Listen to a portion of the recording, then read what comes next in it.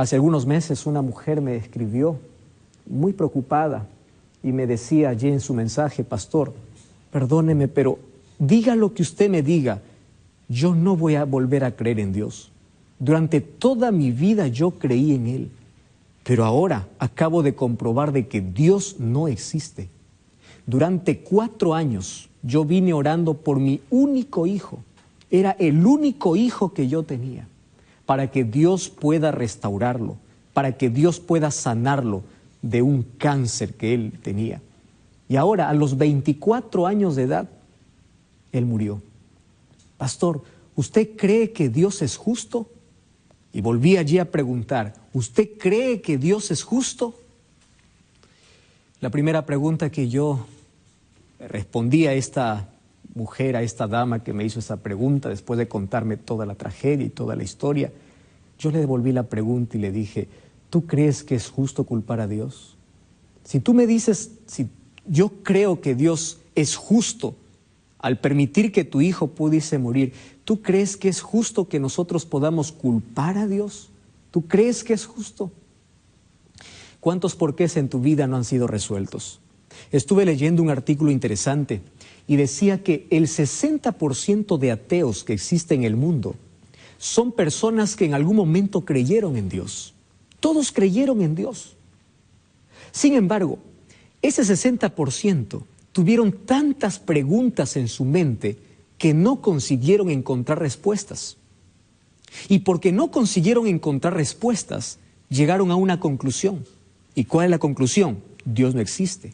Si Dios existiese, ¿por qué permitió esta tragedia? ¿Por qué me quitó a mis padres? ¿Por qué permitió esta situación? ¿Por qué y por qué? Y los porqués aumentan en la cabeza. Ahora, el problema no es preguntarse por qué. El problema es preguntar en el lugar equivocado. Y si tú vas a los libros, vas a la ciencia, vas a la filosofía, vas a los argumentos humanos, te van a decir, es verdad, Dios no existe. Porque ¿cómo un Dios de amor es capaz de no hacer nada para que sus hijos no pudiesen sufrir? ¿Cómo es posible? Quedé impresionado. 60% de las personas que hoy dicen no creer en Dios fue porque no hubo respuesta para las preguntas que ellos tuvieron. ¿Y sabes por qué no encontraron respuesta? Porque no fueron a la fuente de la verdad. No fueron a la palabra de Dios. En la Biblia tú encuentras las respuestas para tus principales inquietudes. Es por eso que en este momento vamos a abrir la palabra de Dios para encontrar respuestas y el por qué existe el dolor y el sufrimiento en este mundo. Básicamente, en este momento quiero responderte las 5 principales preguntas que todos los seres humanos nos hemos hecho alguna vez.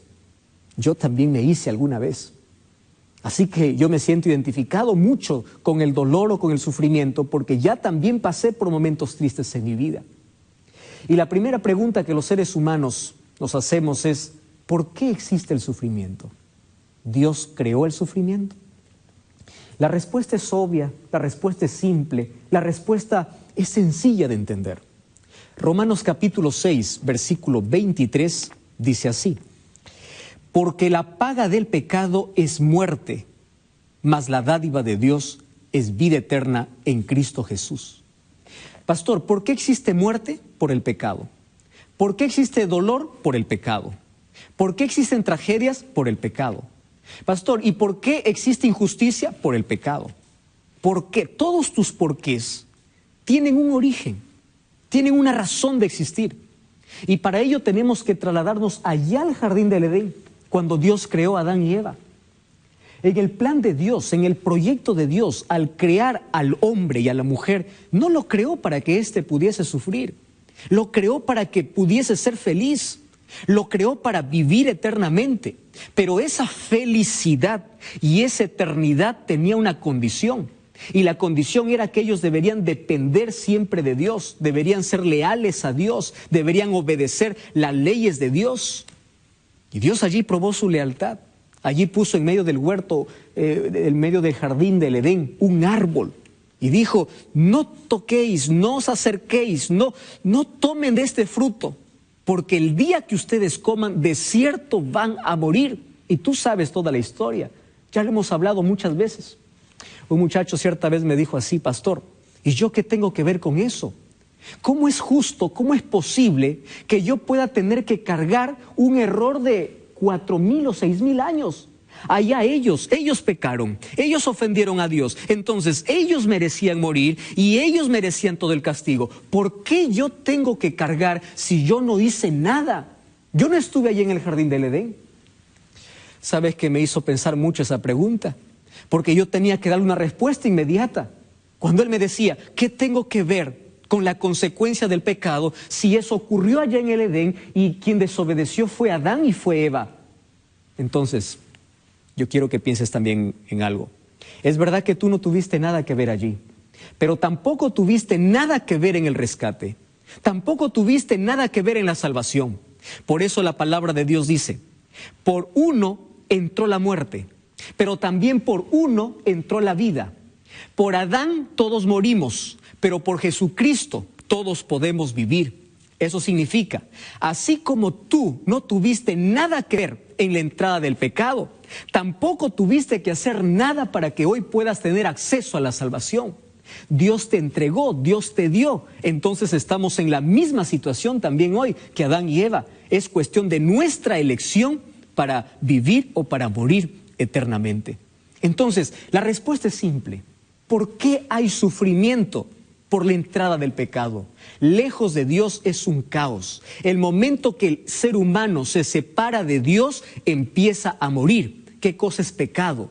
Pecado es darle espalda a Dios. Pecado es ofender a Dios. Pecado es desobedecer la voz de Dios. Pecado es ofender o romper la ley de Dios.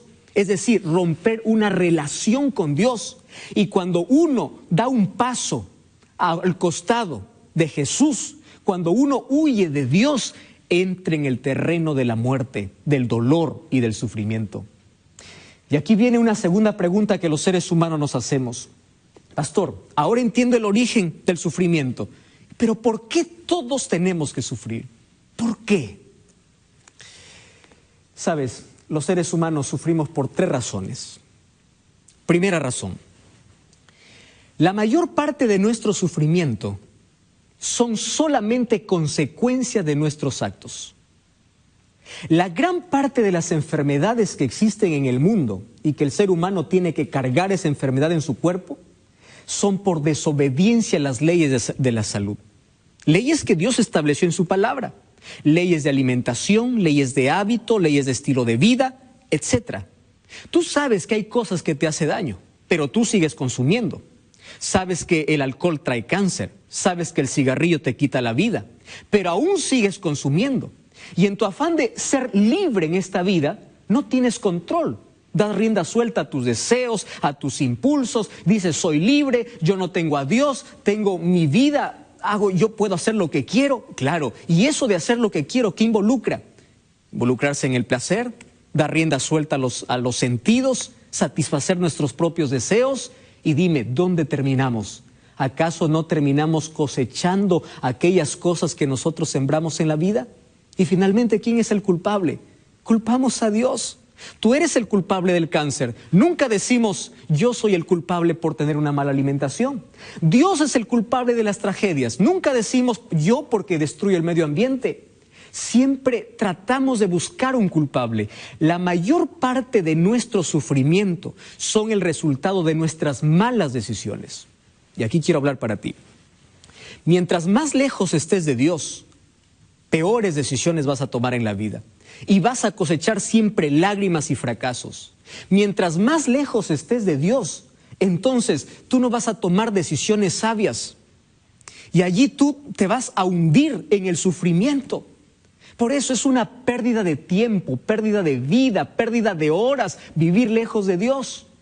Dios quiere liberarte del pecado. Dios quiere salvarte del pecado, porque sabe que las consecuencias del pecado traen sufrimiento. ¿Por qué muchas personas están en la cárcel? ¿Por qué muchas personas están con cáncer? ¿Por qué muchas personas están sufriendo? Solamente cosechan el resultado de aquellas cosas que siembran o que sembramos en la vida. La primera cosa por la cual nosotros sufrimos es porque son el resultado de nuestras decisiones y de nuestras elecciones. La segunda razón por la cual nosotros sufrimos, o porque el sufrimiento toca la vida del ser humano, es porque aquí en la tierra hay un enemigo de Dios que se deleita en hacernos sufrir. ¿Y sabes cuál es el propósito del diablo? El propósito del diablo es que en tu cabeza esté desfigurado el rostro de Dios. El diablo quiere que tú mires al cielo y digas así: tú eres un Dios malo, tú eres un Dios injusto. ¿Por qué los niños mueren? ¿Por qué hay tempestades? ¿Por qué hay inundaciones? ¿Por qué la gente la gente buena muere y por qué la gente mala sigue viva? Entonces en tu cabeza se crea un concepto equivocado de Dios. Y el diablo aplaude cuando tú dices: ya no creo en Dios, ya no voy a seguir a Dios, reniegas contra Dios y te levantas y te sublevas contra Dios. El diablo aplaude y dice: lo logré. ¿Por qué? Porque el sufrimiento te llevó a cuestiones y esas preguntas no tuvieron respuestas porque no fuiste a la palabra de Dios. Entonces el diablo se deleita en hacer sufrir al ser humano con un propósito: para desfigurar el carácter de Dios. El diablo quiere que tú pienses que Dios es malo, que Dios es injusto, que hace sufrir al inocente. Eso es lo que quiere hacer el diablo. Y número 3, sufrimos porque hay pecado. Mientras exista pecado en el mundo, siempre habrá dolor y siempre habrá sufrimiento. Hay una tercera pregunta: ¿por qué las personas buenas sufren? ¿Acaso Dios no puede levantar una barrera de protección para sus hijos? Entonces quiero explicarte algo. Tenemos que nosotros analizar esta noche qué cosas Dios prometió y qué cosas Dios no prometió. Porque muchas veces nosotros vamos a Dios a reclamarle cosas que Él nunca nos dijo. Para ver qué cosa Dios no prometió, mira lo que dice el libro de Salmos, capítulo 34, versículo 19. Cuando a mí me hacen la pregunta: ¿por qué la gente buena sufre? Yo gusto leer de este texto. Dice así: muchas son las aflicciones del justo. ¿Te das cuenta de lo que está diciendo la Biblia? Quiere decir que el hombre justo, la persona íntegra, la persona fiel a Dios, no está excluida del sufrimiento. Muchas son sus aflicciones, pero también dice: de todas ellas Dios las librará. Versículos anteriores dice: cercano está Jehová a los quebrantados de corazón. Y el versículo 17 dice: claman los justos y Jehová los oye y los libra de todas sus angustias, de todos sus problemas. ¿Esto qué significa? Dios nunca prometió que mientras estés en el mundo, el sufrimiento no va a tocar tu vida. Jesús dijo: en el mundo tendréis aflicción, pero confiad, yo he vencido al mundo.